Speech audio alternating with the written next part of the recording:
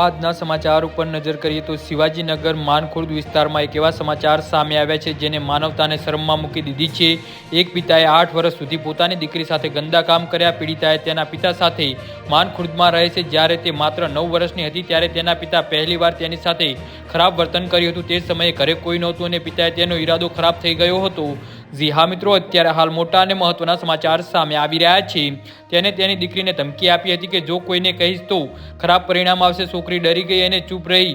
બીકના મારે 8 વર્ષ સુધી સહન કરતી રહી। ત્યારબાદ એવું લાગ્યું કે જાણે પિતાને છૂટ મળી ગઈ। તેને 8 વર્ષ સુધી પોતાની દીકરીને પોતાની હવસનો શિકાર બનાવતો રહ્યો। તેની સાથે ગંદા કામ કરતો રહ્યો। તેનો બાપ તેને મારતો અને તેની સાથે ગંદા કામ પણ કરતો હતો। દીકરી આ બધું બીકના મારે સહન કરતી રહી। જી હા મિત્રો, અત્યારે હાલ મોટા સમાચાર સામે આવી રહ્યા છે।